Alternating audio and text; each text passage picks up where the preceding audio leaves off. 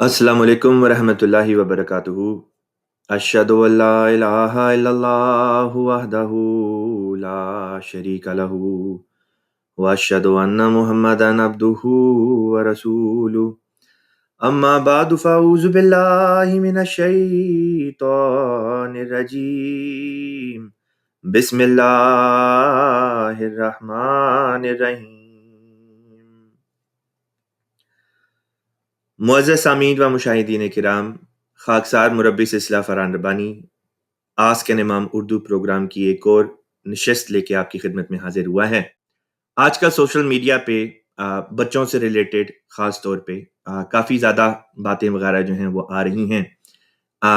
इस ज़िमन में आज का प्रोग्राम आपकी खिदमत में पेश करने का इरादा है कि हम अपने बच्चों की हिफाजत किस तरह पे करें। मसलन ख़ास तौर पे पाकिस्तान में, इसी तरह बाज़ दूसरे ममालिक में भी जो बच्चे होते हैं वो दीनी तालीमात के लिए मजहबी दरसगाहों वगैरह की तरफ जाते हैं, जहाँ पे वो तालीम वगैरह हासिल करते हैं। सवाल ये है कि क्या बच्चे इस तरह पे महफूज होते हैं कि ऐसी जगहों पे वो जाएं और वहाँ पे जाके तालीम वगैरह हासिल करें।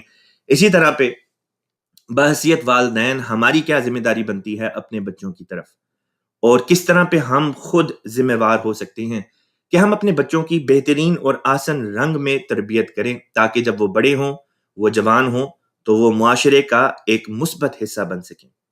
आज के प्रोग्राम में इंशाअल्लाह ताला खाकसार आपकी खिदमत में 10 ऐसे गुर, ऐसे सुनहरी तरीक आपकी खिदमत में पेश करेगा, जिनके ज़रिए से हम अपने बच्चों की तरबियत आला रंग में कर सकते हैं, जो खालिस इस्लामी रंग-बू अपने अंदर रखते हों। आइए, अब खाकसार आपको जमात अहमदिया की जो वेबसाइट है, वहाँ से इस मज़मून से मुतल्लका एक छोटा-सा किताबचा है, वो आपको खाकसार दिखाता है। तो जैसा कि आप देख सकते हैं, ये जमात अहमदिया की ऑफिशियल वेबसाइट है, यानी www.alislam.org। आप यहाँ पे जाएंगे तो जिस तरह खाकसार ने यहाँ पे टाइप किया, तरबियत औलाद के 10 सुनहरी, जब आप ये फिक्रा लिखते हैं 10 सुनहरी गुर या तरीक, तो ये एक छोटा सा किताबचा है जो खुलता है, जिसका नाम है अच्छी माएँ तरबियत औलाद के 10 सुनहरी गुर। हम इस किताब को खोलेंगे। इस किताब के मुसन्निफ का नाम है हज़रत मिर्ज़ा बशीर अहमद साहिब रज़ी अल्लाह तआला अन्हु MA। मुसन्निफ इस किताब के जो थे वो हज़रत बानी जमात अहमदिया मिर्ज़ा ग़ुलाम अहमद साहिब कादियानी मसीह मऊद व इमाम मेहदी अलैहिस्सलातु वस्सलाम के दूसरे बेटे थे, और उनकी ये एक मज़मून है जो उन्होंने तहरीर किया। जैसे कि ये यहाँ पे तारुफ में लिखा हुआ है कि ये किताब हज़रत साहिबज़ादा मिर्ज़ा बशीर अहमद साहिब रज़ी अल्लाह तआला अन्हु की वो ईमान अफ़रोज़ तहरीर है जो आपने मुदीरा रिसाला मिसबाह की दरख्वास्त पर सन 1953 में तहरीर फरमाई थी। इसमें फरमाने रसूल सल्लल्लाहु अलैहि वसल्लम पर बुनियाद रखकर मस्तूरात को उनके बुलंद मकाम और अजीम जिम्मेदारियों की तरफ एक नए और दिलनशीन अंदाज में मुतवज्जे किया गया। आपके पेश करदा 10 सुनहरी गुर दरअसल एक खजाने की चाबियां हैं। अलगर्ज बहुत गहरे नफ्सियाती मुतालिया और एक तरक्की पजीर इलाही जमात की बुनियादों को मजबूत बनाने के लिए दर्दमंदाना दुआओं के साथ ये किताब लिखी गई है, जिससे इस्तेफादा करना और याद दहानी करवाना आज भी मुफीद है। ये किताब आप ऑनलाइन हमारी वेबसाइट पे पढ़ सकते हैं। ये इस किताब का सरे वर्क है। 15 सफ़ों की ये जो है कुल किताब है, लेकिन ये कि हर सफ़े पे 2-2 सफ़ात है, तो इस तरह पे तकरीबन 30 के करीब ये बन जाएंगे। बहरहाल जो हिस्सा खाकसार ने आपको दिखाना है, ये किताब के शुरू के हिस्से में डिटेल है। हम अलबत्ता किताब के बिल्कुल आखिर में जो खुलासा है, वहां से इस किताब का खुलासा आपकी खिदमत में पेश करते हैं। लिहाजा सबसे पहला गुर, खुलासा कलाम ये कि बच्चों की सही तरबियत के लिए इस्लाम मुंदरजा झेल बातों का ताकीदी हुक्म देता है। अब ये ऑप्शनल बातें नहीं हैं कि आपकी मर्जी या करें या ना करें। ये ताकीदी हुक्म है जो इस्लामी तालीमात के ऊपर मबनी है कि बच्चों की तरबियत से रिलेटेड ये 10 बातें माओं को और बापों को भी, वालदैन को, इन बातों की तरफ खास तौर पे तवज्जो देनी जरूरी है। लिहाजा सबसे पहली बात, अव्वल, मुसलमान मर्द दीनदार और बाअखलाक बीवियों के साथ शादियां करें। ये सबसे बुनियादी बात है, ताकि ना सिर्फ उनका घर उनकी अपनी जिंदगी में जन्नत का नमूना बने, بلکہ اولاد کے لیے بھی نیک تربیت اور نیک نمونہ میسر آنے سے دائمی برکت کا دور قائم ہو جائے گا۔ تو سب سے بنیادی بات جو بتائی وہ تھی جیون ساتھی کا انتخاب، کہ انسان جب بیوی کا انتخاب کرے تو یا بیوی خاوند کا انتخاب کرے تو تقوی اور دینداری کا پہلو جو ہے اس کو دیکھنا ہے۔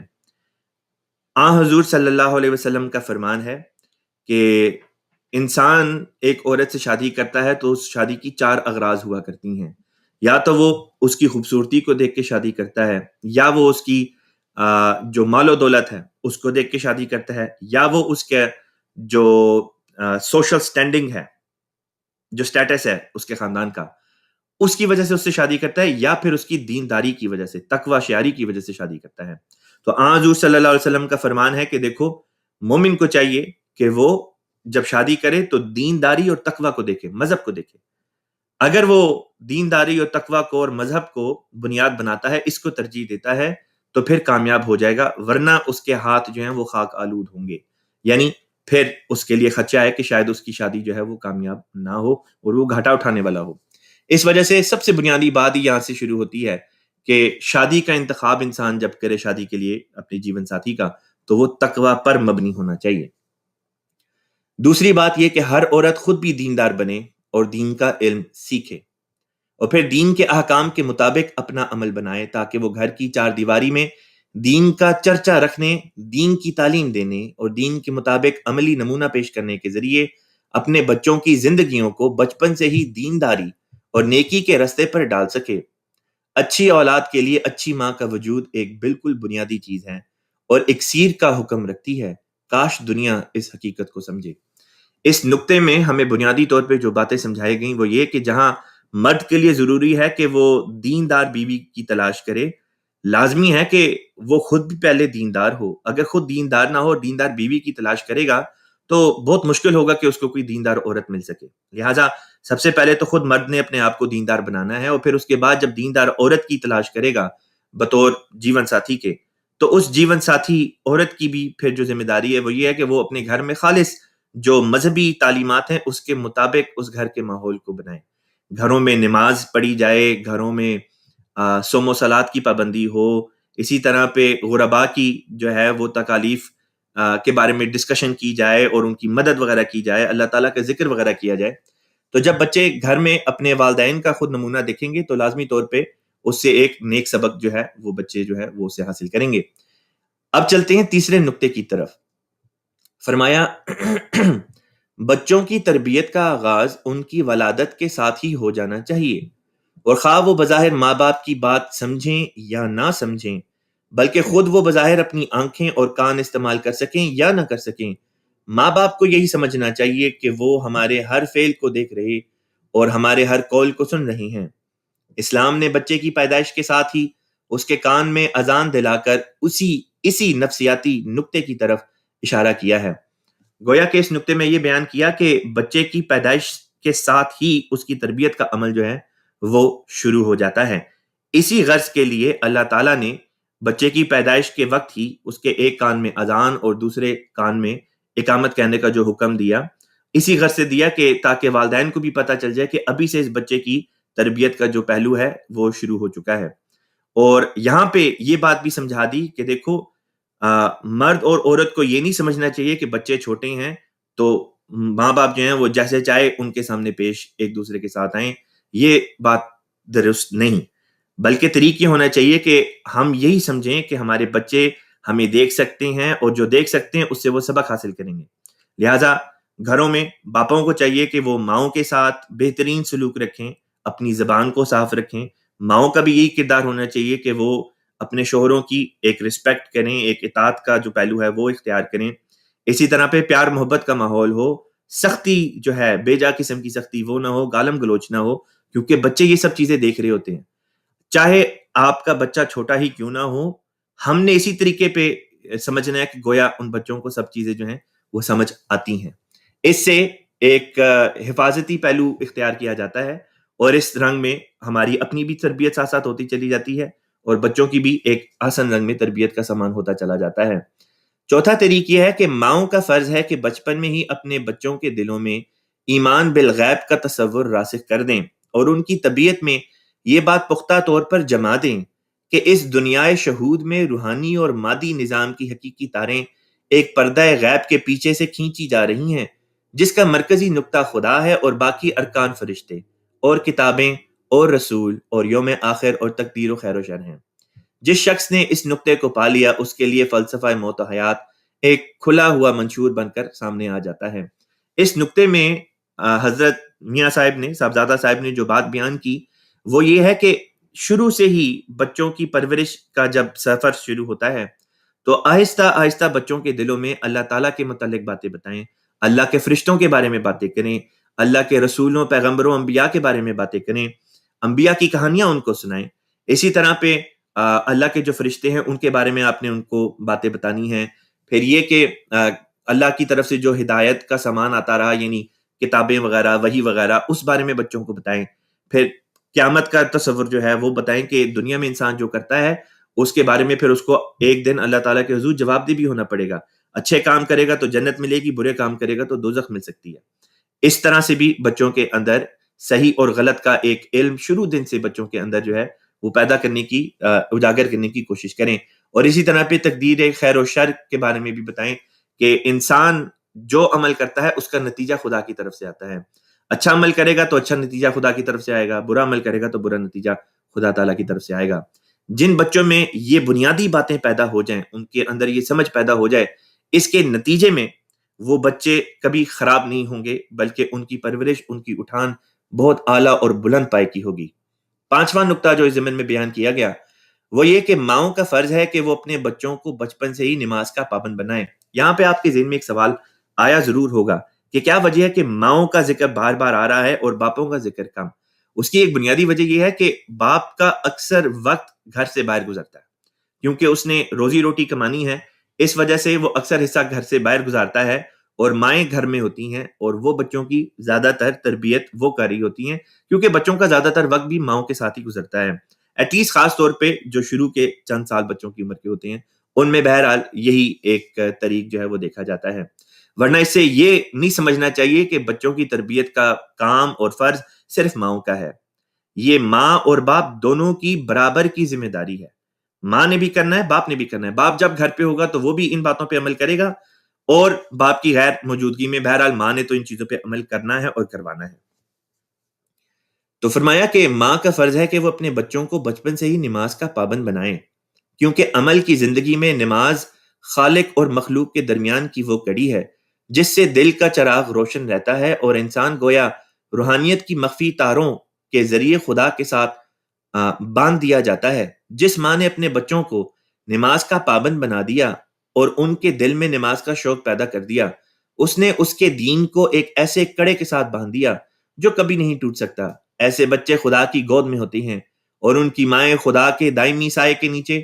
عمل کے میدان میں یہ بچوں کا سبق نمبر 1 ہے، اور نتائج کے لحاظ سے پوری کتاب درس۔ گویا کہ پورے کے پورے مذہب اسلام کا خلاصہ ایک چیز میں آ گیا کہ اللہ کی عبادت کرنی ہے۔ جو شخص شروع دن سے اللہ کی عبادت کرے گا اور صدقے دل کے ساتھ اور صحیح طریق پہ کرے گا، ہو نہیں سکتا کہ وہ مذہب کی دیگر جو دوسری تعلیمات ہیں ان سے روگردانی کرنے والا ہو۔ بس ماں باپ کو شروع دن سے چاہیے کہ اپنے ذاتی نمونے کے ذریعے سے بچوں میں نماز کا جو ہے وہ شوق پیدا کریں، اور اس کے کئی طریقے ہیں۔ آپ بچوں کو جب خود نماز پڑھنے لگیں تو بچوں کو کہیں کہ آؤ بچے ہمارے ساتھ کھڑے ہو کے نماز پڑھو، اور آہستہ آہستہ ان کو انسینٹیو وغیرہ دیں، ان کو اچھا نماز پڑھو گے تو پھر تمہیں تمہاری پسند کی کوئی چیز لے کے دیں گے، یا اس طرح پہ بھی بچوں کو آہستہ آہستہ ترغیب دلانے کے لیے یہ طریق بھی استعمال کیے جا سکتے ہیں، یہاں تک کہ بچوں میں عادت ہو جائے کہ جب بھی نماز کا وقت ہو بچے خود آئیں اور آ کے آپ کے ساتھ کھڑے ہو جائیں اور نماز میں آپ کے ساتھ کھڑے ہو کے نماز پڑھیں۔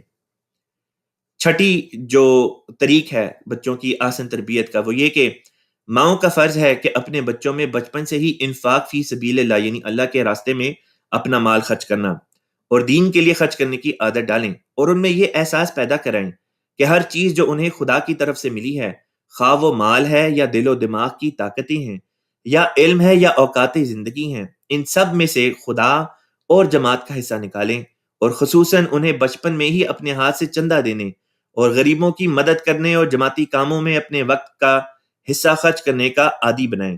یہ حکم نماز کے بعد اسلام کا دوسرا ستون ہے، اور اس کے بغیر کوئی شخص حکومت الہی کی لڑی میں پرویا ہی نہیں جا سکتا۔ اب یہ نکتہ بھی بڑا اہم ہے کہ بچوں کو شروع دن سے صدقہ و خیرات وغیرہ کی طرف جو ہے وہ سبق دیا جائے، لیکن یہ سبق ہم بچوں کو تبھی دے سکتے ہیں جب ہمارا خود ان باتوں کے اوپر عمل ہو۔ لہٰذا جب بھی مثلا عید کا جو موقع آتا ہے، اس موقع پہ بچوں کو عیدی وغیرہ دی جاتی ہے، تو بچوں کو سمجھایا جائے کہ بچے اس میں ایک حصہ غربا کا بھی ہے، اور خود بچوں کے ہاتھ سے غربا کو صدقہ خیرات وغیرہ جو ہے وہ کروائی جائے۔ اسی طرح جب بھی بچوں کو آپ پاکٹ منی وغیرہ دیں، اس میں بھی اس بات کا خیال رکھیں کہ انہیں بتائیں کہ بچہ اس میں سے آپ نے جو ہے اللہ تعالیٰ کی راہ میں پہلے خرچ کرنا ہے، پھر جو بچے وہ اپنے اوپر خرچ کرنا ہے۔ جب بچوں کا شروع دن سے اس نہج پر، اس طریق پر ان کی آپ پروان چڑھائیں گے، تو لازمی طور پہ جب یہی بچے جوان ہوں گے تو ان کو پتا ہوگا کہ اللہ اور اللہ کے دین کی ضروریات کو پہلے رکھنا ہے، اپنی ضروریات کو ثانوی حیثیت دینی ہے۔ جب خدا اور خدا کے دین کو آپ پرائیورٹی بنائیں گے، آپ اپنی اول ترجیح دیں گے، لازمی نتیجہ یہ نکلے گا کہ پھر خدا تعالیٰ بھی آپ کو ترجیح دے گا۔ تو یہ سنہری ایک طریق ہے بچوں کے اندر شروع دن سے اس بات کو پیدا کرنے کا۔ اگلا جو نکتہ ہے یعنی کہ 7واں نکتہ، فرمایا کہ ماؤں کا فرض ہے کہ اپنے بچوں کو ہمیشہ شرک خفی کے گڑھے میں گرنے سے ہوشیار رکھیں۔ دنیا کی ظاہری تدبیروں کو اختیار کرنے کے باوجود ان کا دل ہر وقت اس زندہ ایمان سے معمور رہنا چاہیے کہ ساری تدبیروں کے پیچھے خدا کا ہاتھ کام کرتا ہے، اور وہی ہوتا ہے جو منظور خدا ہوتا ہے۔ یہ بھی نہایت اہم نکتہ ہے کہ ہر چیز جہاں اچھی چیزوں کو بچوں کے پاس لے کر آئیں اور بچوں کو اچھی باتوں کی تلقین کریں، وہاں پہ بری باتوں سے روکنا بھی ہے، اور بری باتوں میں سب سے بری بات جو ہے وہ یہ ہے کہ خدا تعالیٰ کا کسی کو شریک ٹھہرایا جائے۔ اب بچے اتنے چھوٹے سے ہوتے ہیں، وہ کسی بت کی تو پرستش نہیں کریں گے، لیکن چونکہ بچے ہیں لہٰذا وہ بعض ایسی حرکتیں کر سکتے ہیں جو شرک خفی کے اندر داخل ہو سکتی ہیں۔ مثلا یہ کہ بچے جو ہیں وہ اللہ کے بجائے کسی انسان سے امیدیں لگا لیں کہ اچھا اگر ہمیں فلاں چیز چاہیے تو فلاں شخص جو ہے وہ ہمیں لے کے دے سکتا ہے، چاہے باپ ہو، ماں ہو، بھائی ہو، بہن ہو، یا کوئی اور عزیز و اقارب ہو، دادا ہو، دادی ہو، نانا ہو، نانی ہو۔ بچوں کے ذہن میں شروع سے ہم نے یہ بات ڈالنی ہے کہ بچہ دیکھو، جو چیز تمہیں چاہیے دعا تم نے اللہ تعالیٰ سے کرنی ہے، تم اللہ تعالیٰ سے دعا کرو گے تو اللہ تعالیٰ خود ہی اس کا انتظام جو ہے وہ فرما دے گا۔ اور آپ نے پھر ساتھ میں یہ ذمہ داری آپ کے اوپر آتی ہے کہ اگر تو آپ جو وہ بچہ چیز چاہتا ہے، مانگتا ہے، اگر آپ اس کو افورڈ کر سکتے ہیں اور وہ چیز ایسی ہے جو پیسے کے ضیاع میں نہیں آتی یا مضر صحت نہیں ہے، تو آپ پھر اس بچے کو جو ہے وہ چیز فراہم کرنے کی کوشش کریں۔ اس سے اس بچے کے اندر اس بات کے اوپر اعتماد پیدا ہوگا کہ میرے باپ نے یا میری ماں نے جو میرے لیے یہ چیز لے کر آئے، اس وجہ سے لے کر آئے کہ میں نے اللہ تعالیٰ سے دعا کی تھی۔ تو اللہ تعالیٰ سے دعا کرنی جو ہے یہ ایک ایسی چیز ہے جو بچوں کو شرک سے دور کرے گی۔ تو ہر چیز میں بچوں کو یہ بتانا ہے کہ دیکھو اگر ڈرنا بھی ہے تو اللہ سے ڈرنا ہے کہ اللہ تعالیٰ دیکھتا ہے، سنتا ہے۔ اگر کوئی چیز چاہیے تو کسی انسان سے نہیں مانگنی، اللہ سے مانگنی۔ تو اس طرح پہ آپ اپنے بچوں کو جو شرک خفی ہے اس سے محفوظ رکھ سکتے ہیں۔ پھر 8واں نکتہ ہے کہ بچوں کو ماں باپ اور دوسرے بزرگوں کا ادب سکھایا جائے۔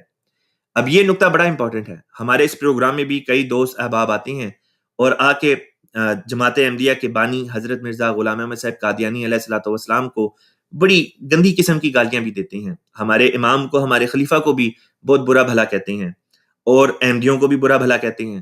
تو اس طریق پہ وہ اپنی جو ان کی تربیت میں کمی رہ گئی وہ ہمارے سامنے اس بات کا اظہار کر رہے ہوتے ہیں، حالانکہ اسلام تو یہ سکھاتا ہے کہ دیکھو دوسروں کی رسپیکٹ کرنی چاہیے، چاہے مذہباً آپ کا ان سے اختلاف ہی کیوں نہ ہو، چاہے وہ عمر میں آپ سے چھوٹے ہوں یا بڑے ہوں۔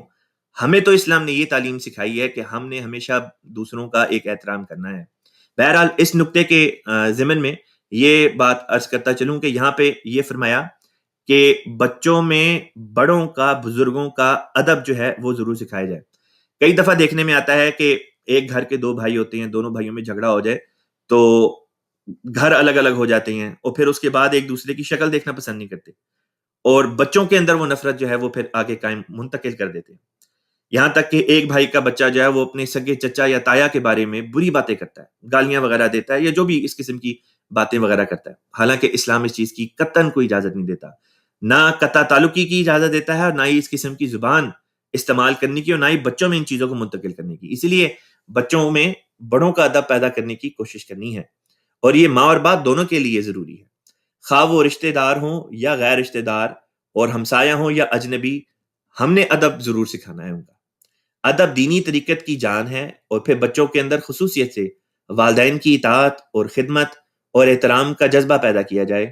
اس کی طرف سے غفلت برتنے کو ہمارے آقا صلی اللہ علیہ وسلم نے اسلام میں گناہ نمبر 2 شمار کیا ہے، یعنی حقوق الوالدین، والدین کی نافرمانی.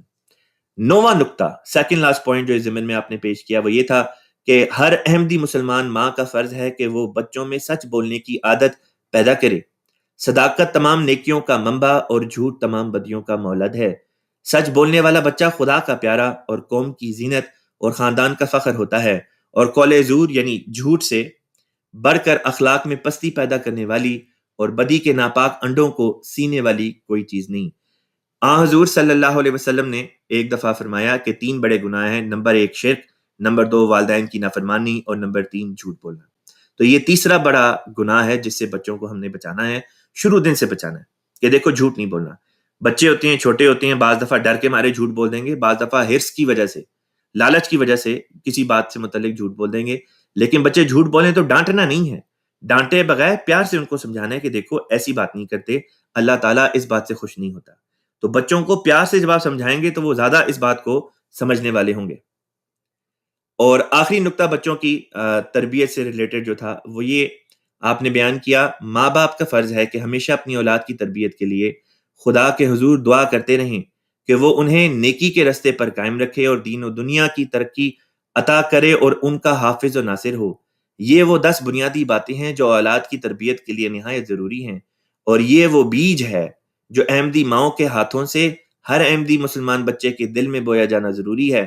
ورنہ گو خدا کے رسول تو بہرحال غالب ہو کر رہتے ہیں، مگر کم از کم جہاں تک انسانی کوشش اور ظاہری اسباب کا تعلق ہے، جماعت کی ترقی ای خیال است و محال است و جنون. کہ اگر ہم چاہتے ہیں کہ جماعت احمدیہ اور اسلام ترقی کریں تو اس کے لیے لازمی ہے کہ ہم اپنے بچوں کی تربیت اسلامی، خالص اسلامی جو باتیں ہیں ان کے مطابق اپنے بچوں کی تربیت کرنے والے ہوں. اللہ تعالیٰ مجھے بھی آپ سب کو بھی ان باتوں کی توفیق جو ہے وہ عطا فرمائے. اس ضمن میں چونکہ مضمون ایسا ہے کہ اس پہ جتنی بات کی جائے کم ہے، ایک نہایت ہی موضوع، نہایت ہی خوبصورت، نہایت ہی لطیف اور بہت ہی اعلیٰ پائے کی کتاب جماعت احمدیہ کے دوسرے خلیفہ سیدنا خلیفۃ المسیح ثانی رضی اللہ تعالیٰ عنہ کی ایک کتاب ہے جس کا نام ہے منہاج الطالبین. وہ بھی ہماری جماعت کی ویب سائٹ کے اوپر موجود ہے، بلکہ خاکسار جلدی سے آپ کو وہ ویب سائٹ اس وقت دکھا بھی دیتا ہے، بلکہ اس کتاب کو آپ کو یہاں پہ دکھا بھی دیتا ہے.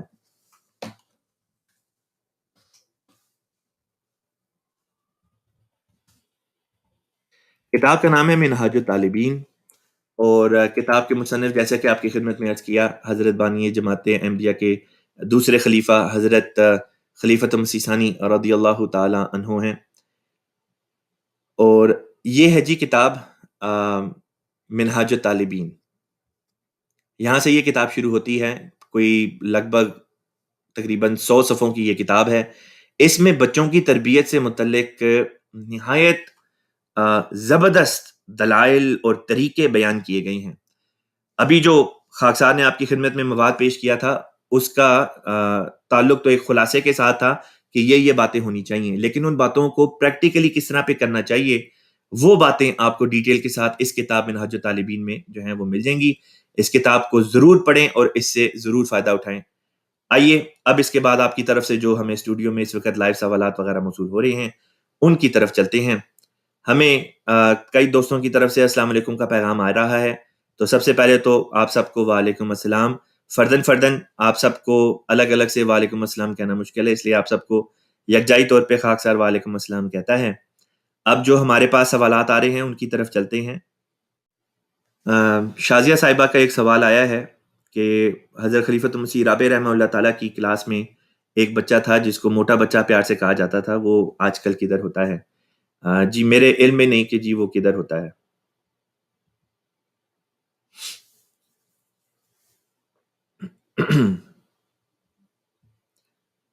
نہایت ہی دلچسپ سوال آیا ہے. عشرت بانو صاحبہ کہتی ہیں کہ خاتم اور خاتم، یعنی خاتم تے کے اوپر زبر کے ساتھ اور خاتم تے کے نیچے زیر کے ساتھ کا اردو میں کیا مطلب ہے اور عربی میں کیا مطلب ہے؟ بات یہ ہے کہ اردو زبان میں خاتم کا مطلب آپ خاتم لکھیں یا خاتم لکھیں، اردو زبان میں اس کا ایک مطلب ہے، عربی زبان میں اس کے مختلف مطالب ہیں۔ اردو میں کہتے ہیں کہ جی خاتم کا مطلب ہوتا ہے آخری، لیکن عربی میں اس کا یہ مطلب نہیں۔ عربی زبان میں خاتم جب تے کے اوپر فتح کے ساتھ یا زبر کے ساتھ آئے تو اس سے مراد ہوتی ہے بہترین۔ کسی چیز میں مثلا ہیرے جواہرات پڑے ہوں تو ان میں جو سب سے قیمتی ہیرا ہوتا ہے اس کے لیے خاتم کا لفظ استعمال کیا جائے گا۔ اسی طرح ڈھیر سارے ڈاکٹر ہوں، لیکن ان ڈاکٹروں میں جو سب سے اعلیٰ اور افضل مقام رکھتا ہوگا، جو سب سے بڑا ایکسپرٹ ہوگا، اس کے لیے خاتم کا لفظ استعمال ہوگا۔ لہٰذا خاتم الاطباء ابو علی سینا کے لیے یہ لفظ استعمال کیا گیا۔ ان کی کتاب القانون کے جو سر ورک ہے، ٹائٹل کور ہے، اس کے اوپر لکھا ہوا ہے خاتم الاطباء۔ اسی طرح خاتم الاسفیاء، خاتم النبیین، ہمارے پیارے آقا حضرت محمد مصطفیٰ صلی اللہ علیہ وسلم کا ٹائٹل ہے، جو اللہ تعالیٰ نے آپ کو سورہ عذاب میں عطا فرمایا۔ اور خاتم النبیین کا جس طرح کہ بتایا مطلب ہوگا تمام انبیاء میں مقام کے لحاظ سے سب سے افضل، اعلیٰ اور سب سے اوپر، جس سے آگے اور کوئی ہو نہیں سکتا۔ اور اسی طرح پہ خاتم الشعراء کا بھی ٹائٹل ہے، خاتم الاولیاء کا ٹائٹل حضور صلی اللہ علیہ وسلم نے حضرت علی کرم اللہ وجہہ رضی اللہ تعالیٰ عنہ کو عطا فرمایا۔ خاتم المہاجرین، تمام ہجرت کرنے والوں میں سب سے افضل مقام رکھنے والے حضرت عباس تھے رضی اللہ تعالیٰ عنہ، حضور صلی اللہ علیہ وسلم کے جو چچا تھے۔ تو عربی زبان میں خاتم تے کی زبر کے ساتھ مطلب ہوتا ہے بہترین، اور تے کے نیچے اگر زبر کے بجائے زیر لگا دیں تو اس کا مطلب ہوتا ہے آخری، کہ کسی چیز میں جو آخر پہ آتا ہے، ختم کر دینے والا کسی چیز کو۔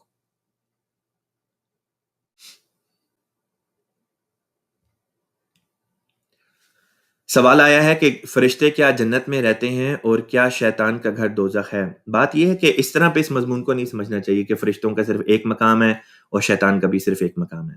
یہ روحانی وجود ہیں، روحانی طاقتیں ہیں، اور روحانی طاقت کسی علاقے کی یا جگہ کی قید کے ساتھ مقید نہیں ہوتی۔ وہ کسی بھی جگہ جو ہے وہ اپنے کام کی نسبت سے پہنچ جاتی ہیں۔ مثلا جس طرح جنت کے اوپر اللہ تعالیٰ نے فرشتے رکھے ہیں جو مختلف کام وغیرہ کرتے ہیں، اسی طرح جہنم میں بھی اللہ تعالیٰ کے بعض فرشتے ہیں جن کی ڈیوٹیاں لگائی گئی ہیں۔ تو فرشتے تو خدا تعالیٰ کے ملازم ہیں، جہاں ان کی اللہ تعالیٰ نے ڈیوٹی لگا دی انہوں نے وہاں پہ وہ کام کرنے ہیں، چاہے وہ جنت میں ہو چاہے وہ دوزخ میں ہو۔ اس کا مطلب یہ نہیں کہ فرشتے دوزخی ہو جاتے ہیں۔ دوزخی اس کو کہتے ہیں جو دوزخ میں سزا پا رہا ہو۔ اسی طرح شیطان ہے، شیطان جو ہے وہ خود کہتا ہے کہ وہ تو نیکی کا جو راستہ ہے، سیدھا راستہ، صراط مستقیم، وہ اس کے اوپر بیٹھا ہوتا ہے تاکہ نیک لوگوں کو ورگلائے۔ جو برے لوگ ہیں وہ تو ویسے ہی اس کے پیچھے لگے ہوتے ہیں۔ تو اب کیونکہ وہ نیک راستے پہ، سیدھے راستے پہ بیٹھا ہوتا ہے لوگوں کو ورگلانے کے لیے، تو اس کا یہ مطلب نہیں کہ شیطان کا راستہ سیدھا راستہ ہے۔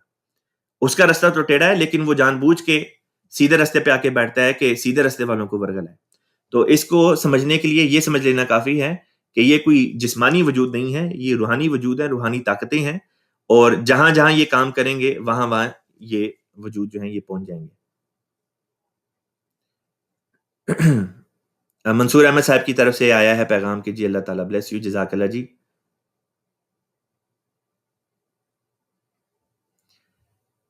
سحر صاحبہ کی طرف سے سوال آیا ہے کہ بچیوں کو کتنی ایج میں دوپٹہ لینا چاہیے؟ بات یہ ہے کہ اسلام میں پردے کے جو قوانین ہیں وہ بلوغت کے ساتھ جو ہیں وہ تعلق رکھتے ہیں، کہ لڑکے کے لیے بھی جب لڑکا بلوغت کی عمر کو پہنچ جائے تو جو مردوں کے لیے اللہ تعالیٰ نے ایک حجاب اور ایک پردہ جو ایک جس کی تعلیم دی گئی ہے، یہاں پہ حجاب سے مراد دوپٹہ نہیں بلکہ وہ حجاب ہے جو طبیعت کے اندر حیا کی صورت میں ہونا چاہیے، جس کا ذکر اللہ تعالیٰ نے سورہ نور کی آیت نمبر 32-33 میں فرمایا۔ تو ٹھیک اسی طریقے مطابق لڑکوں کے لیے بھی ایک پردے کی تعلیم ہے کہ وہ اپنی نظروں کو نیچے رکھیں، ان کی نظروں میں حیا ہو، ان کا لباس چاہے وہ ماڈسٹ ہو۔ ٹھیک اسی طرح پہ لڑکیوں کے لیے بھی یہ جو پردے کی تعلیمات ہیں اس کا تعلق پیوبرٹی کے ساتھ ہے، بلوغت کی عمر کے ساتھ ہے۔ جب بچیاں اس عمر کو پہنچ جائیں جو بلوغت کی عمر ہوتی ہے، وہاں سے ان کے پردہ جو ہے وہ سٹارٹ ہوتا ہے۔ لیکن ایک بنیادی پردہ بھی ہے، اور وہ بچوں کی چھوٹی عمر سے شروع ہو جاتا ہے۔ مثلاً یہ کہ جب بچے 5 برس کے ہوں تو حضرت خلیفۃ المسیح خامس ایدہ اللہ تعالیٰ بن نصر عزیز نے غالباً ایک دفعہ آسٹریلیا میں ایک کلاس تھی جس میں حضور سے ذکر کیا گیا، تو حضور نے فرمایا کہ جب بچیاں 5 سال کی ہو جائیں تو ان کو اس قسم کی فراک نہ پہنائیں جس میں ان کے نیچے جو ٹانگیں ہوتی ہیں وہ اس طرح پہ دکھائی دے رہی ہوں، ننگی دکھائی دے رہی ہوں، بلکہ ان کو پورا لباس جو ہے وہ وہاں سے پہنانا شروع کرنا چاہیے۔ اور پھر آہستہ آہستہ جب بچیاں بڑی ہوتی چلی جائیں یہاں تک کہ بلوغت کی عمر کو پہنچیں تو زبردستی نہیں لیکن پیار کے ساتھ ان کو سمجھا کے حکمت بتا کے بچوں کو ترغیب دلائیں تاکہ بچے جو ہیں وہ پھر آہستہ آہستہ پردے کی طرف آئیں. لیکن اس بات کا تعلق ماؤں کے ساتھ ہے. وہ گھرانے جہاں پہ مائیں خود پردہ نہیں کرتی، بہت مشکل ہے کہ آگے سے ان کی بچیاں بھی پردہ کریں. اور اسی لیے یہ بات ضروری ہے کہ پہلے ماؤں نے خود اپنا ایک جو اگزامپل ہے، اپنا نمونہ قائم کرنا ہے. ایک ماں جو خود کو مسلمان بتاتی ہے، خود کو احمدی بتاتی ہے، اگر وہ پردے کی تعلیمات پہ عمل نہیں کرتی تو وہ اپنی بچی کی تربیت میں خود اپنے ہاتھ سے ایک چیز کی کمی جو ہے وہ پیدا کر رہی ہے. اور اس طرح پہ یہ ایک غلط کام ہے جس کا نقصان جو ہے وہ پھر بحیثیت قوم ہمیں اٹھانا پڑے گا.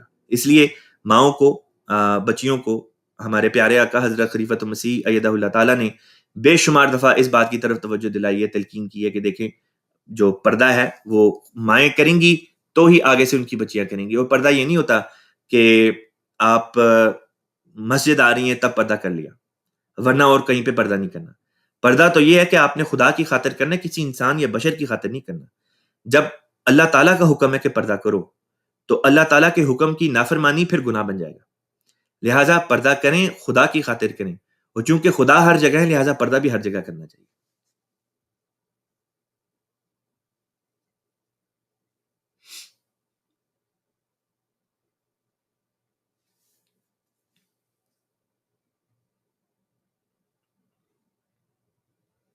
کئی دوستوں کے السلام علیکم کا پیغام آ رہا ہے. شروع میں بھی خاصا نے آپ سب کو وعلیکم السلام کہا ہے. بہت بہت شکریہ آپ کے پیار کا، آپ کے السلام علیکم کا.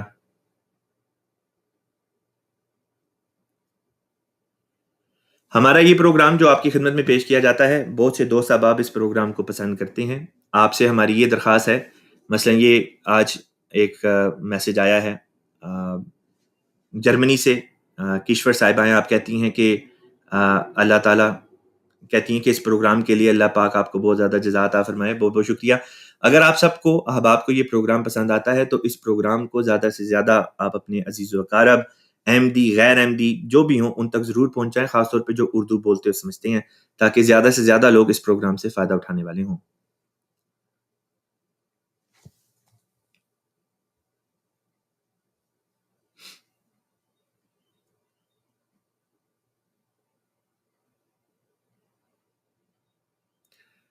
جی، ثنا صاحبہ کی طرف سے سوال آیا ہے کہ شیطان اور ابلیس ایک ہی ہیں اور جن کی حقیقت کیا ہے. اس بارے میں ہم نے پچھلے کئی پروگرامز میں جواب دیا ہے، کافی ڈیٹیل میں جواب دیا ہے. میں یہاں پہ پھر ایک دفعہ دوبارہ جلدی سے اس کا جواب دے دیتا ہوں مختصراً. ڈیٹیل میں آپ پچھلے کسی بھی پروگرام کو دیکھ لیں، وہاں سے بھی آپ کو وہ اس سوال کا جواب مل جائے گا. بات یہ ہے کہ شیطان اور ابلیس ایک ہی وجود کا نام نہیں ہے، یہ دو وجود ہیں. فرشتوں کے مقابلے پہ پہلے تو یہ بات ذہن میں رکھنے والی ہے کہ دو طاقتیں جو اللہ تعالیٰ نے پیدا کی، ایک ہے پازیٹیو، ایک ہے نیگیٹو. پازیٹیو یعنی مثبت طاقت کا نام، مثبت ان معنوں میں کہ جو ہمیں اچھی باتوں کی تلقین کرتی ہے. آپ بیٹھے ہوتے ہیں، اچانک ذہن میں خیال آتا ہے کہ اچھا یار نماز پڑھنی چاہیے. یہ جو خیال جس چیز نے پیدا کیا اس کا نام فرشتہ ہے. ایک اچھی چیز کی طرف آپ کو بلایا، تو وہ چیزیں جو اچھی باتوں کی طرف تلقین کرتی ہیں ان کا نام فرشتہ رکھا. اور وہ باتیں، وہ قوتیں جو بدی کی طرف لے کے جاتی ہیں، بدی کی تلقین کرتی ہیں، بدی کی طرف رجحان پیدا کرتی ہیں، ان کا نام شیطان رکھا. اب شیطان جس طرح جو فرشتے کی بات پر عمل کرے گا وہ فرشتوں کی طرح ہو جائے گا، یعنی نیک ہو جائے گا. جو شیطان کی بات پر عمل کرے گا وہ شیطان کی طرح برا ہو جائے گا. لہٰذا حضرت آدم علیہ السلام کے قصے میں ایک انسان کا ذکر آتا ہے جس نے آدم علیہ السلام کی مخالفت کی. آدم علیہ السلام کی مخالفت کی، اس کے لیے لفظ ابلیس استعمال ہوا ہے. یعنی کہ یہ ابلیس جو ہے یہ ایک صفاتی نام ہے اس شخص کا جس نے آدم علیہ السلام کی مخالفت کی تھی. اور چونکہ اس نے ایک اپنے وقت کے نبی کی مخالفت کی تھی، لہٰذا اس طریق پر اس نے شیطان کی بات مانی، فرشتوں کی جو نیکی کی تحریک تھی اس کا اس نے انکار کر دیا. تو وہ شیطان، وہ ابلیس جو تھا اس کو بھی شیطان کہا گیا ہے، یعنی شیطان کا چیلا.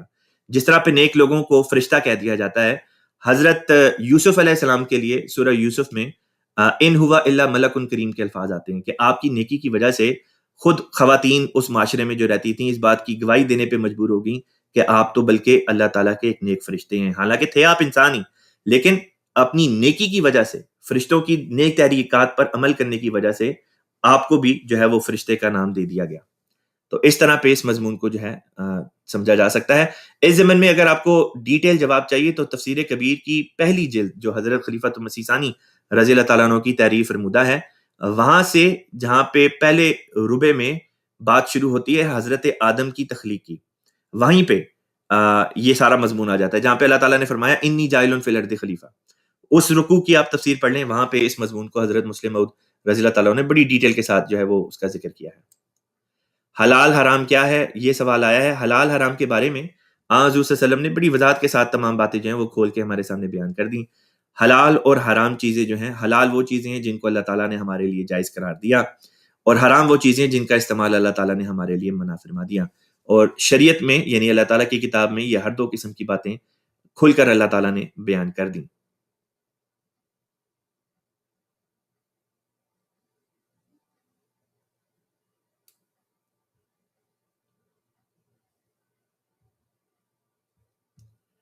سوال آیا ہے کہ جی مکافات عمل کے متعلق جماعت احمدیہ کا کیا عقیدہ ہے؟ اصل بات یہ کہ مکافات عمل کے بارے میں اسلام کا کیا عقیدہ ہے؟ اسلام یہ سکھاتا ہے کہ اگر انسان کوئی کام کرتا ہے تو اس کام کا کوئی نہ کوئی نتیجہ ضرور پیدا ہوگا۔ مثلا اگر انسان زہر کھاتا ہے تو زہر کا نتیجہ یہ پیدا ہوگا کہ وہ اس کا جسم جو ہے وہ اس کو اندر سے جا کے کاٹے گا اور اس شخص کی وفات ہو جائے گی یا وہ بیمار ہو جائے گا۔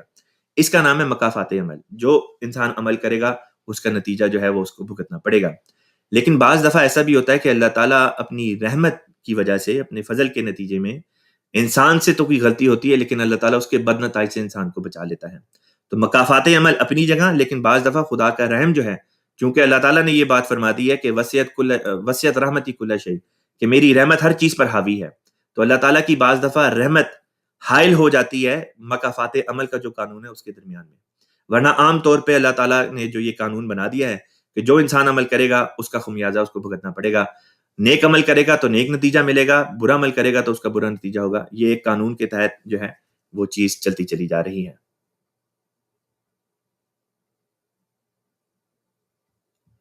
سوال آیا ہے خواب اور خیال میں کیا فرق ہے، اس کے بارے میں بتا دیں۔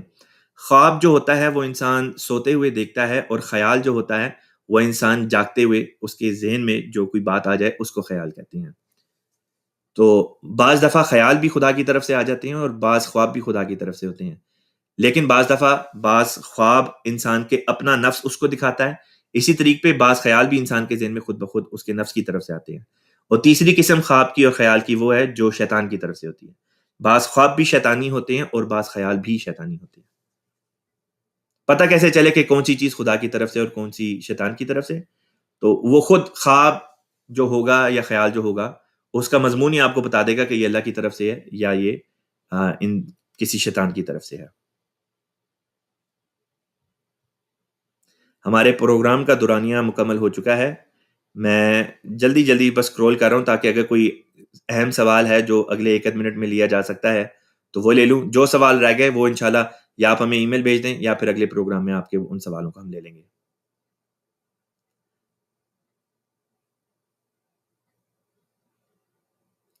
شازیہ صاحبہ آپ کی دعا کی درخواست ہے وہ مل گئی ہے، اللہ تعالیٰ فضل فرمائے۔ آپ ہمارے پیارے آقا حضرت خلیفۃ المسیح ایدہ اللہ تعالیٰ بنصر عزیز کی خدمت میں ضرور خط لکھیں تاکہ حضور انور کی دعائیں بھی آپ لوگوں کے حق میں جو ہیں وہ اللہ تعالیٰ کے حضور پیش ہوں، اور ضرور اللہ تعالیٰ فضل اپنا جو ہے وہ اس کے نتیجے میں اللہ تعالیٰ فرمائے۔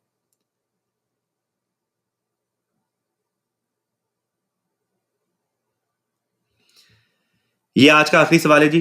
اس کے بعد انشاءاللہ تعالیٰ آج کے پروگرام کو ہم ختم کر دیں گے، لیکن جو سوال رہ گئے وہ انشاءاللہ تعالیٰ پھر اگلے پروگرام میں یا پھر بذریعہ ای میل جو ہے وہ لے لیے جائیں گے۔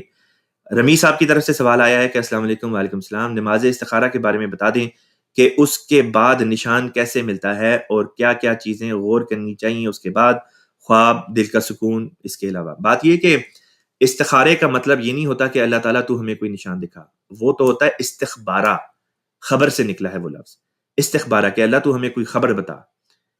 استخارہ جو کہ سنت نبوی میں سے ہے، استخارے کا صرف اتنا مطلب ہوتا ہے کہ اللہ تعالیٰ سے خیر طلب کرنا۔ لہٰذا استخارے کی جو دعا ہے جب ہم پڑھتے ہیں تو اس میں ہم یہ دعا کر رہے ہوتے ہیں کہ اللہ تعالیٰ اگر تو یہ بات جس کے لیے میں دعا کر رہا ہوں یہ میرے لیے بہتر ہے تو اس کو میرے لیے ممکن کر دے، اس کو میرے نزدیک لیا، مجھے اس کے نزدیک کر دے، یعنی یہ کام ہو جائے۔ اور اگر یہ چیز میرے لیے بہتر نہیں ہے تو اس کو مجھ سے دور کر دے اور مجھے اس سے دور کر دے، میرے دل میں اس کے لیے انقباض پیدا کر دے، ایسی رکاوٹیں خود ہی حائل کر دے کہ جس کے نتیجے میں یہ چیز مجھ سے دور ہو جائے۔ کئی لوگ نوکریوں کے سلسلے میں استخارہ کرتے ہیں، کئی لوگ بزنس کرنے لگتے ہیں تو اس کے لیے استخارہ کرتے ہیں، کئی لوگ شادی کے وقت جب رشتہ کرنا ہوتا ہے تو اس کے لیے استخارہ کرتے ہیں، لیکن ساتھ میں ان کے ذہنوں میں یہ غلط فہمی ہوتی ہے کہ اس کے نتیجے میں لازمی طور پہ کوئی خواب وغیرہ بھی آئے، حالانکہ اس کا استخارے سے کوئی لینا دینا نہیں، یہ ایک غلط فہمی کے طور پہ لوگوں میں بات رائج ہو گئی ہے۔ استخارے کا صرف یہ مطلب ہے کہ اللہ تعالیٰ اگر یہ چیز بہتر ہے تو یہ ہو جائے، اور اگر بہتر نہیں تو اس کو دور کر دے۔ اب آپ کو کیسے پتا چلے کہ یہ بہتر ہے کہ نہیں؟ دو طریقے، ایک تو یہ کہ خود اللہ تعالیٰ کسی انسان کے دل میں کوئی خیال پیدا کر دے، یا بعض دفعہ واقعتاً اللہ تعالیٰ کبھی کسی کو کوئی خواب وغیرہ بھی دکھا دیتا ہے، یہ بھی اللہ تعالیٰ کے کمیونیکیٹ کرنے کا طریقہ ہے۔ اور ایک اور طریقہ ہے جس کو کہتے ہیں سائلنٹ کمیونیکیشن، جس میں اللہ تعالیٰ براہ راست آپ کو بتائے گا نہیں، مثلا یہ کہ کوئی خواب نہیں آئے گا، کوئی وحی یا الہام نہیں ہوگا، لیکن اللہ تعالیٰ حالات ایسا پیدا کر دے گا جس سے غیر معمولی طور پہ آپ سمجھ جائیں گے کہ ٹھیک ہے، اس کے پیچھے اللہ تعالیٰ کا ہاتھ تھا۔ میں آپ کو ایک مثال دیتا ہوں۔ ایک لڑکی تھی ہمارے خاندان کی، ان کے رشتے کے لیے استخارے کا کہا گیا، استخارہ جس بزرگ کو بھی کہا گیا انہوں نے استخارہ کیا، اور انہوں نے کوئی چیز نہیں دیکھی، ان کو کوئی چیز خواب میں نہیں دکھائی دی، بس ایک ان کے دل میں ایک عجیب سی کیفیت تھی جس کی وجہ سے ان کو سکون سا نہیں تھا۔ انہوں نے کہا کہ میں نے استخارہ کئی دفعہ کیا ہے لیکن ایک عجیب سی کیفیت ہے۔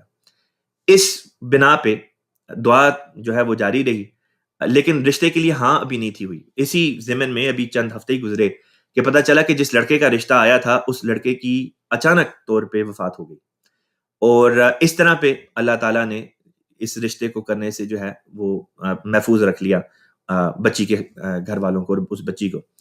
تو یہ بھی ایک مثال ہے کہ بظاہر آپ کو کوئی نشان نہیں دکھائی دیتا، لیکن کوئی نہ کوئی ایسی رکاوٹ بیچ میں پڑ جاتی ہے جس کی وجہ سے وہ کام جو ہے وہ نہیں ہوتا۔ تو یہ ہے جی استخارے کا مطلب۔ استخارے اور استخبارے میں یہ بنیادی فرق ہے۔ استخبارے میں ہم کہتے ہیں اللہ ہمیں کوئی نشان دکھا، کوئی خبر بتا، اور استخارے میں ہم صرف خیر مانگتے ہیں، اور سنت نبوی جو ہے وہ استخارہ ہے، استخارہ ہے، استخبارہ جو ہے وہ ہمیں اس کا اس طرح سے ذکر نہیں ملتا، استخارے کا بہرحال ہمیں ذکر ملتا ہے۔ آج کی نشست کو، آج کے پروگرام کو ہم یہیں پہ ختم کرتے ہیں۔ اگلی دفعہ انشاءاللہ تعالیٰ اگلے پروگرام کے ساتھ جب حاضر ہوں گے تو جو سوال رہ گئے ہیں وہ انشاءاللہ اس میں آپ کی خدمت میں پیش کر دیں گے۔ ایک دوست نے جو دانیال غالباً ان کا نام تھا، جو ہولی وار جنگ مقدس سے متعلق ان کا سوال تھا، انشاءاللہ تعالیٰ آپ کے سوال کا جواب جو ہے وہ اگلے پروگرام میں کوشش کروں گا کہ میں ضرور دے دوں۔ آخر پہ ہم اپنے پیارے آقا حضرت محمد مصطفیٰ سید الانبیاء خاتم النبیین صلی اللہ علیہ وسلم، فخر الرسل، تمام رسولوں کے فخر، اور تمام مخلوقات میں سب سے اعلیٰ، افضل، بلند اور بالا اور عرفہ مقام رکھنے والی ذات بابرکات ہمارے پیارے آقا حضرت محمد صلی اللہ علیہ وسلم کے اوپر درود بھیجتے ہیں، جو بلا شک و شبہ ہر احمدی مسلمان کے دل کی جان، ہماری دھڑکن، ہمارا پیارا آقا، اور خدا تعالیٰ کے بعد ہمیں سب سے زیادہ محبوب ہمارا پیارا آقا، ہمارا نبی حضرت محمد صلی اللہ علیہ وسلم جو ہیں ان کے اوپر اب درود بھیجتے ہیں، اور اسی کے ساتھ آج کے پروگرام کو ختم کرتے ہیں۔ اللہم صلی علی محمد وعلی آل محمد کما صلیت علی ابراہیم وعلی آل ابراہیم انک حمید مجید۔ اللہم بارک علی محمد وعلی آل محمد کما بارکت علی ابراہیم وعلی آل ابراہیم انک حمید مجید۔ والسلام علی من اتبع الہدی۔ محمد رسول اللہ